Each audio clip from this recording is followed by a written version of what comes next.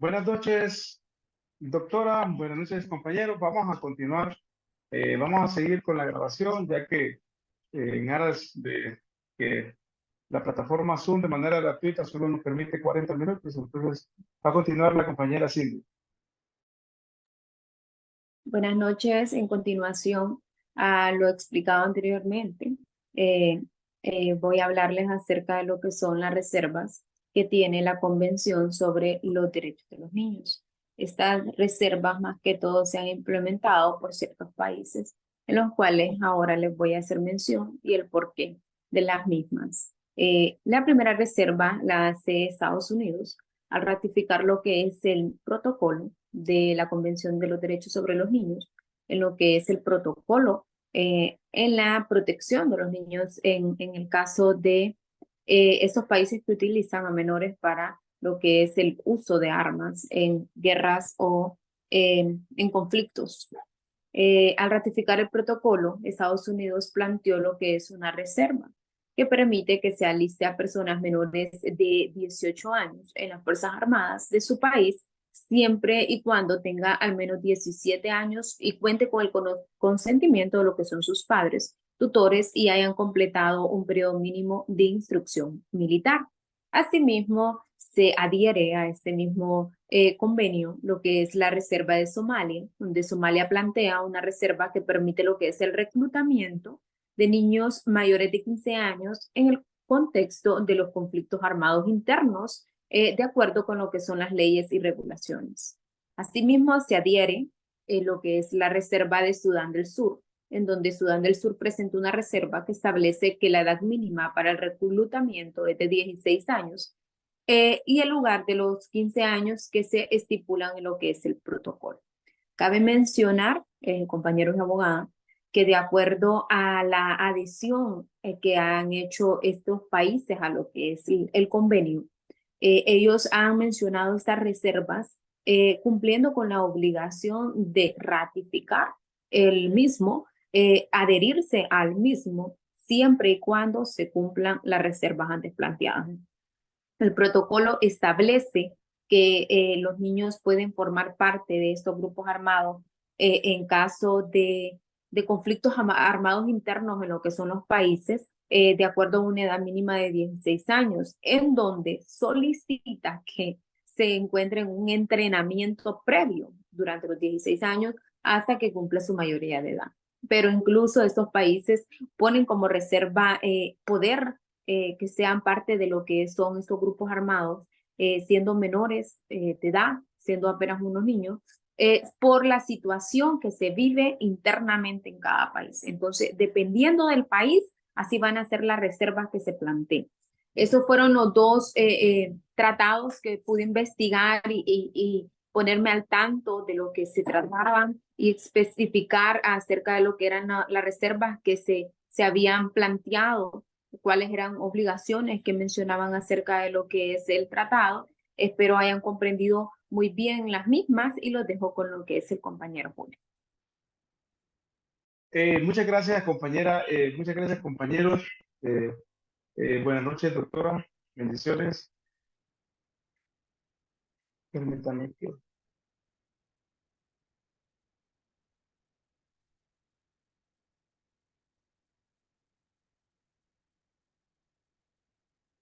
Permítame que había frisado la imagen. Continuando con la exposición, vamos a describir lo que es el inciso F, que hablaba de las objeciones a las reservas y hablaba de algunos ejemplos de estas objeciones de reserva. Ya las compañeras nos explicaron de una manera bien significativa acerca de qué eran las reservas y qué son las objeciones de reserva. Yo voy a ampliar un poquito acerca de las objeciones de reserva. Como ya la compañera había dicho, una reserva son disposiciones, ¿verdad? Es una declaración que un Estado hace, ¿verdad? Sobre algunas reservas o disposiciones que se pueden tomar antes o durante la firma y la ratificación de un Estado.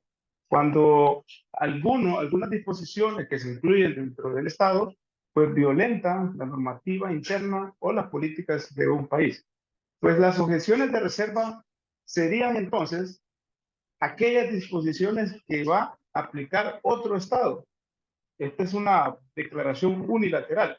El Estado lo va a hacer en contra de la reserva que está estableciendo el otro Estado dentro de un Estado multilateral, como decía la compañera, que las reservas y las objeciones de reservas no pueden ser en tratados bilaterales, sino solamente en tratados multilaterales. Entonces, una objeción de la reserva en los tratados internacionales es una declaración, ¿verdad?, formal realizada por un Estado al momento de ratificar o firmar el tratado, en el cual el Estado que aplica la objeción observa que se está excluyendo o se está modificando el alcance de ciertas disposiciones del tratado.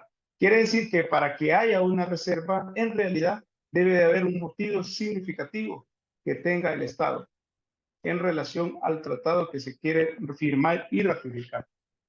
Las objeciones de reserva están permitidas, ¿verdad?, según el derecho internacional, por los tratados internacionales, de acuerdo a la Convención de Viena sobre los derechos de los tratados de 1969.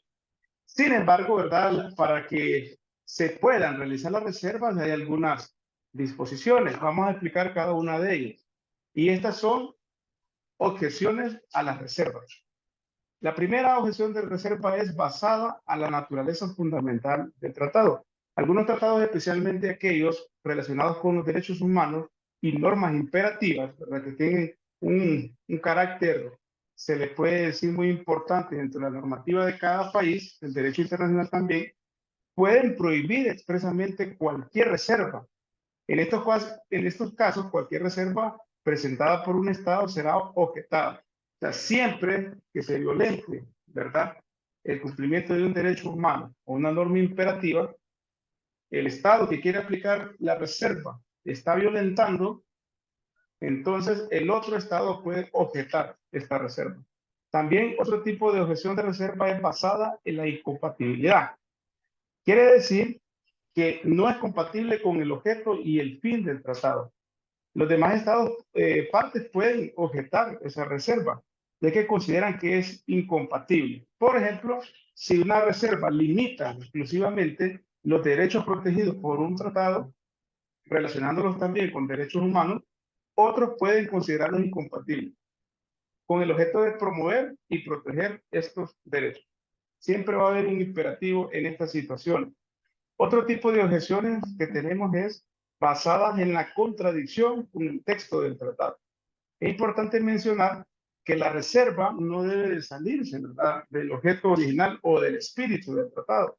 Entonces, si una reserva es interpretada como contradictoria expresamente del texto del tratado, los demás estados pueden objetarlo. Y esto puede suceder si la reserva excluye o modifica una disposición clave del tratado de una manera que no está permitida en su redacción expresa.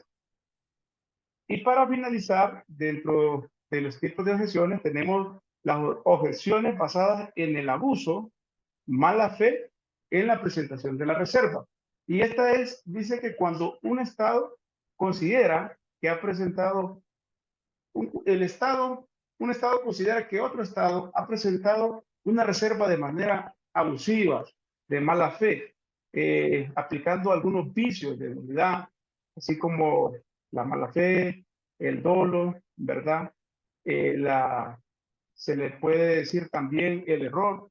Entonces, dice que este estado puede objetarlo, ya que puede ocurrir si una reserva si esta reserva es presentada con el fin de eludir alguna obligación que ya están establecidas en el tratado.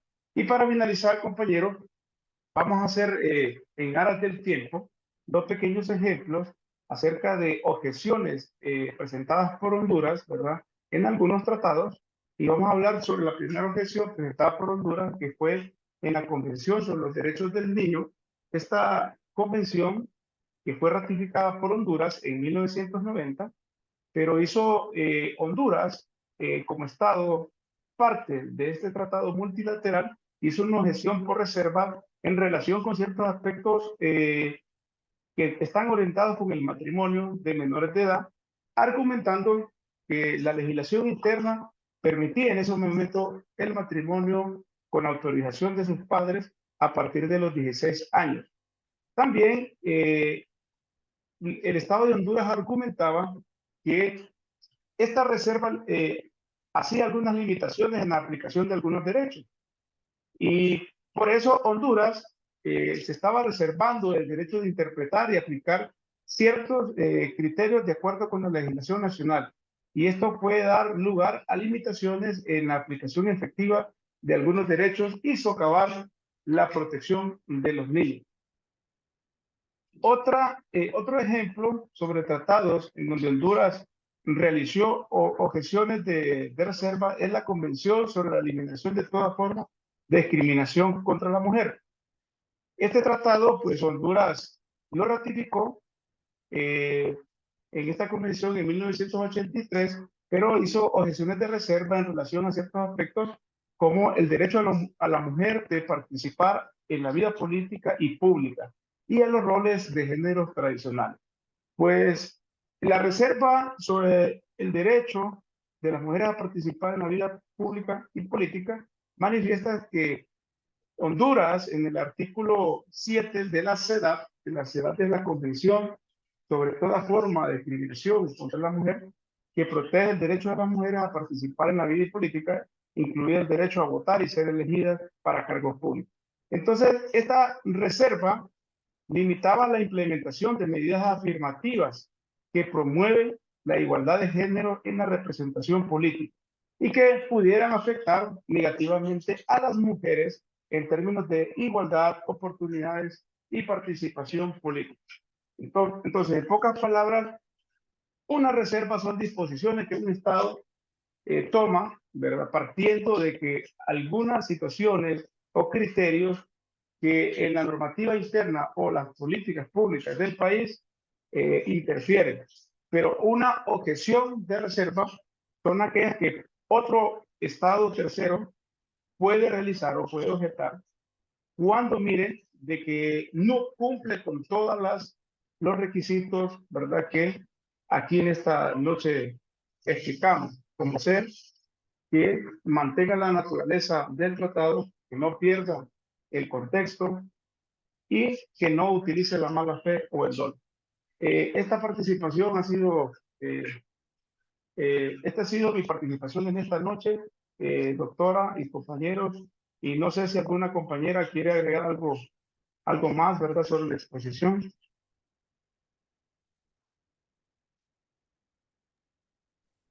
Buenas noches, No, compañeros. perdón. Como lo mencionaba usted, los dos tratados que usted mencionó, donde Honduras había sido aprobado y ha sido parte con la reserva, fueron los mismos que anteriormente explicaba. Y me llama la atención de que Honduras ha podido controlar o manejar ese ámbito de lo que son las reservas en cuanto a los tratados, y lo que ha implementado ha sido de criterio muy importante, muy relevante. Y sobre todo nosotros, creo que es nuevo para nosotros estar conociendo acerca de lo que es la clase, ¿verdad?, de derecho de los tratados. Y más que todo hablar y verificar o dar a conocer en esta exposición lo que es más que todo el desarrollo de ese tratado. Sabemos que se implementa, pero que se implemente no quiere decir que todos se van a ratificar y a adherir conforme a lo está establecido, sino que existe lo que se puede llamar ahora reserva, que se podría decir sería como una objeción al protocolo directo de lo que es el tratado, para que estos países puedan mantener siempre su legislación intacta, pero formar parte de estos acuerdos internacionales. Esa es mi aporte.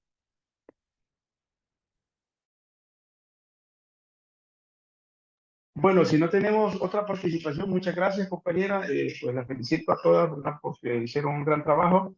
Y también felicitamos a la doctora por esta práctica muy significativa con estas exposiciones virtuales. Sabemos que todos nosotros los alumnos llevamos esta clase de manera virtual y no tenemos,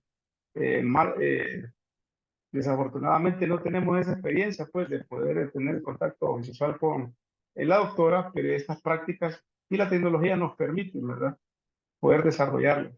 Así que muchas gracias y que Dios les bendiga. Buenas noches.